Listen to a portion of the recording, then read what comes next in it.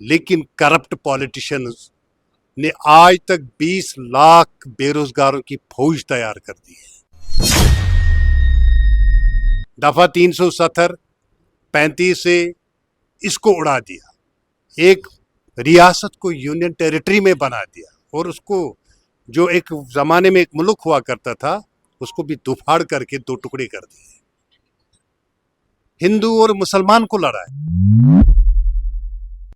तो हमारे traditional politician इतने महान चोर हैं कि ये अभी से इसको चोरी करके अपने खाते में जमा कर देंगे। इसलिए जब ये फॉर्म भरने का टाइम हो जाएगा तो हम अपना मैनिफेस्टो जारी कर देंगे। NPF Muzaffar Sheikh state president JK NPF के हमारे साथ मौजूद है और साथ में स्वामी जी भी मौजूद हैं। इनसे भी बातचीत करेंगे। सबसे पहले मुजफ्फर जी आपसे बातचीत करेंगे। आपकी पार्टी ने जिस तरह से दो कैंडिडेट जो है आज अनाउंस किए, किस तरह आपकी इलेक्शनों की जो तैयारी चल रही है और क्या आपका मैनिफेस्टो जो है वो रहने वाला है? आपका बहुत बहुत शुक्रिया, आपने अच्छा प्रश्न पूछा है। Jammu Kashmir nationalist people's front, it is a front, एक महाज है और ऐसे लोगों के खिलाफ ये महाज है जिन्होंने नशा और नशे वाली तकरीरों, गुफ्तारों और हरकतों से पूरे जम्मू कश्मीर के अवाम, मर्द जन को मदहोश कर दिया। इन्होंने न सिर्फ हमें पूरे विश्व में खराब किया बल्कि अपने ही मुल्क में इतनी दूसरी कम्युनिटियों के साथ इतनी दूरियां इन्होंने पैदा कर दी कि जीना मुश्किल हो गया है। Jammu Kashmir nationalist people's front एक ऐसा महाज है जिसमें मौलवी भी हैं, मुफ्ती हजरात भी हैं, स्कॉलर्स भी हैं, डॉक्टर्स भी हैं, इंजीनियर्स भी हैं, स्वामी भी है, योगी भी है, हर तरह के मजहबी गुरु हमारे साथ शामिल हैं। और मुद्दा व मकसद बस ये है कि जम्मू कश्मीर की सियासत से गंदगी को दूर करना। अब हम गिनते रहेंगे कि किसने कितनी गंदगी की, ये पूरा जम्मू कश्मीर के अवाम हमारा समझता है, जानता है। तो करप्शन इनका सबसे बड़ा बीमारी जो इनमें लगी हुई है वो करप्शन है। तो हम जम्मू कश्मीर को करप्शन से पाक देखना चाहते हैं, जम्मू कश्मीर को वायलेंस, तशद्दुद से पाक देखना चाहते हैं और नशा मुक्त जम्मू कश्मीर हम चाहते हैं।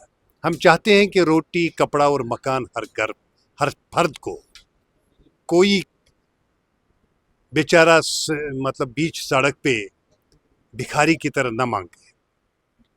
तो हमारी सरकार में जो हमारा कानून है, जो हमारा संविधान है, जो आईन है, कॉन्स्टिट्यूशन है, उसमें इतने वेलफेयर स्कीम्स हैं कि अगर हम इनको नेक नीति के साथ, दयानतदारी के साथ, ईमानदारी के साथ अमलाएंगे तो हर शख्स खुशी से झूम जाएगा।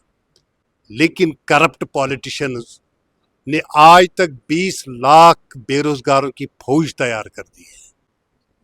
दफा 370 35 से इसको उड़ा दिया, एक रियासत को यूनियन टेरिटरी में बना दिया और उसको जो एक जमाने में एक मुल्क हुआ करता था उसको भी दुफाड़ करके दो टुकड़े कर दिए। हिंदू और मुसलमान को लड़ाया। ऐसी सियासत भी चलती है या चल रही है। इन सब चीजों को लगाम देने के लिए अब स्वामियों, योगियों, मौलवियों, मुफ्तियों का आना सियासत में अहम चीज है, क्योंकि गांधी जी कहते हैं education is modification of behaviour. जब तक हम अपने आप में मॉडिफाई, तालीम के जरिए अपने आप को मॉडिफाई नहीं करेंगे, अपना तहजीब नहीं बदलेंगे, अपना तरीका नहीं बदल पाएंगे, तो उस तालीम का क्या मकसद? अल्लाह से करे दूर तो तालीम भी फितना, ये फितना बनता है।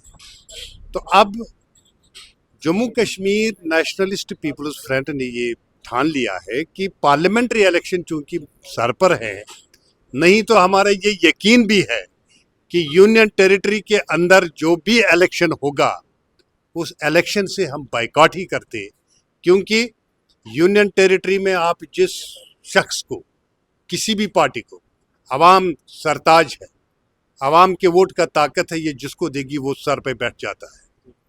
लेकिन यूनियन टेरिटरी में आप जिसको चीफ मिनिस्टर बनाएंगे वो कोई सरपंच से ज़्यादा ताकतवर नहीं। लोगों को बड़ी एक्सपेक्टेशंस होंगी उसके साथ, लेकिन वो कुछ नहीं कर पाएगा। आप केजरीवाल को देख रहे हैं ना, क्या हालत हो रही है उसकी। 3 बार मुख्यमंत्री है।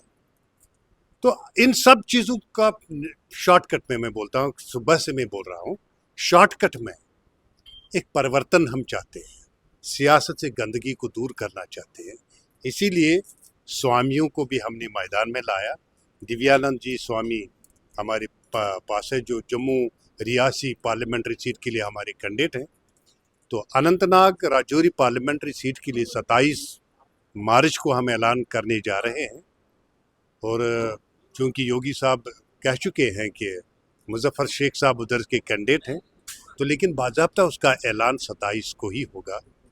मंशूर हमारा बहुत लंबा चौड़ा है, अगर हम इजहार कर लेंगे, उसको एक्सप्लेन करने बैठेंगे, तो हमारे ट्रेडिशनल पॉलिटिशियन इतने महान चोर हैं कि ये अभी से इसको चोरी करके अपने खाते में जमा कर देंगे। इसलिए जब ये फॉर्म भरने का टाइम हो जाएगा तो हम अपना मैनिफेस्टो जारी कर देंगे। ठीक है जी, एक बात जानना चाहूँगा जो कि बहुत ज़्यादा समस्या बनी है, हर किसी सरकार से जो है वो मांग की जाती है कि पूरी की जाए डेली वेजर्स की। क्या आपके मैनिफेस्टो में भी वो है? देखिए, डेली वेजर हो या पढ़ा लिखा नौजवान, रोजी रोटी सबको चाहिए। हमारी बेटियां 34, 35, 40 साल की भी हो गई है, शादी नहीं हो पा रही क्योंकि लड़के बेरोजगार हैं। हमारे लड़के इतनी बड़ी बड़ी डिग्रियां लेकर बीच रास्ते पे शराब पीकर गिर जाते हैं। ये कितनी दुखदायक बात है। शराब को आपने इतना बड़ा बिजनेस बना दिया कि हमारे जम्मू श्रीनगर में 5 करोड़ की बिट हो गई। मतलब इसका लोग इस पे ज्यादा शराबी हम तैयार कर रहे हैं।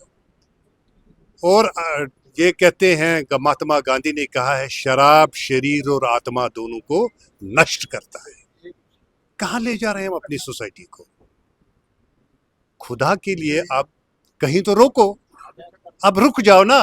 आप अपने जम्मू कश्मीर के बच्चों को, अपने आने वाली जनरेशन को आप ठीक करो। हमारी तो गई। मैं तो 60 साल का हूँ, योगी साहब भी 63 साल के हैं, तो हमारा बहुत कुछ गया, थोड़ा बाकी रह गया है, लेकिन जिम्मेदारी आप लोगों की है। आप किस तरह का जम्मू कश्मीर चाहते हैं, आप किस तरह का अपना भविष्य फ्यूचर देखना चाहते हैं, उस चीज़ के लिए काम करो। हमने शुरुआत की है, आपको आगे बढ़ाने की जिम्मेदारी है। Thank you. स्वामी जी से भी बात करेंगे। स्वामी जी क्या कहना चाहेंगे? देखो, हम कोई पुराने सियासतदान नहीं है, हम निष्पाप योगी है। हमारा काम है भजन करना और ईश्वर को याद करना, समाज के लिए दुआएं करना। और जिस समाज के लिए हम दुआ करते हैं वो समाज जब दुखी होता है तो हमसे देखा नहीं जाता है। हम पढ़े लिखे होते हुए भी हमने एक अपना रास्ता तय किया था, और जिन सियासतदानों को हमने बनाया, हमारा समाज में बहुत बड़ा एक भूमिका है साधु समाज का। हम लोगों को बताते हैं कि किसको वोट देना है और किसको नहीं देना है, पर हमसे चूक हुई है। हम उसका प्रायश्चित करने के लिए खड़े हो गए हैं, क्योंकि जिन लोगों को हमने सपोर्ट किया, समाज चाहता था कि यहाँ के चेहरे बदल जाए। समाज ने बीजेपी को नहीं नकारा था, समाज ने नकारा था चेहरों को। हमने देखा कि बीजेपी ने फिर वही चेहरे उतार दिए दोबारा, जिन्होंने 10 साल में लोकसभा में जाके जम्मू के बारे में, कश्मीर के बारे में कभी आवाज़ नहीं उठाई। यहाँ आए दिन आंदोलन होते हैं। अभी शेख साहब ने कहा कि एमपी जो है एक सरपंच की हैसियत रखता है, ऐसा कुछ नहीं है। एमपी नहीं, चीफ मिनिस्टर जो आने वाला यूनियन टेरिटरी में, उसके पास अधिकार नहीं है, पर वो अधिकार समाज दे सकती है हमें। वो अधिकार कौन दे सकती है? समाज दे सकती है। जिस दिन समाज अधिकार देगा उस दिन सारे काम होंगे, जो काम होने चाहिए वो होंगे। देखो, फकीर को क्या है फिक्र? कोई फिक्र नहीं ना। आप लोग चैन आराम से रहेंगे तो आपकी 2 रोटी मुझे भी मिलेगी। एक फकीर को जब राजनीति में आना पड़ रहा है, इसका मतलब देश पर संकट है, प्रांत पर संकट है, और इस संकट को दूर करने के लिए, राजनीति का शुद्धिकरण करने के लिए हम आए हैं। जिनको लोगों ने नकारा है उनको हमको हटाना है, जिनको लोग पसंद नहीं कर रहे उनको हमने हटाना है, और नए चेहरे हमने लाने हैं। नए नेता हमने बनाने, जो नवयुवा है, जो बेरोजगार है, जो पढ़े लिखे हैं, वो लोग राजनीति में आए।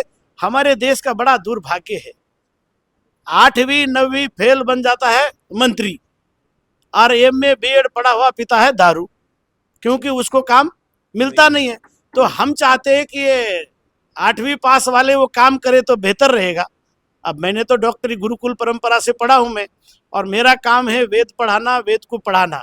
तो वेद ने खुद कहा है, हिंदू का जो है मेन मैनिफेस्टो वो है वेद, 4 वेद है, उसमें लिखा है उत्तिष्ठत जागृत प्राप्य निरान बोधत, कि हे जीवो उठो और खड़े हो जाओ।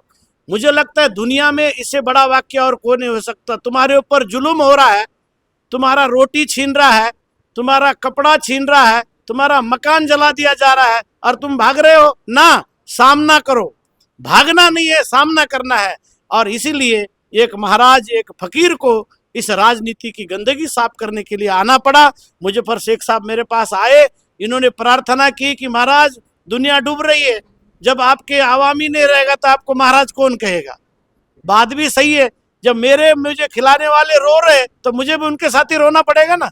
तो उन्होंने मुझे कहा कि स्वामी जी आप आओ और राजनीति का शुद्धिकरण करो। मैं राजनीति करने नहीं आया हूं, मैं राजनीति का शुद्धिकरण करने आया हूं। और शुद्धिकरण का मतलब होता है, आपने तांबे का लोटा देखा है, वो काला पड़ जाता है, फिर उसको मांजने के लिए क्या करना पड़ता है पता है आपको? नींबू का पानी, एसिड लेना पड़ता है और उसमें नमक डालना पड़ता है, फिर थोड़े देर में वो लोटा क्या होता है, चमकता है। और वो काम हम लोग करते हैं, वो काम हम करते हैं। तो ये राजनीति जो पेंदे है ना, लोटे को पेंदा भी बोलते हैं, क्या बोलते हैं?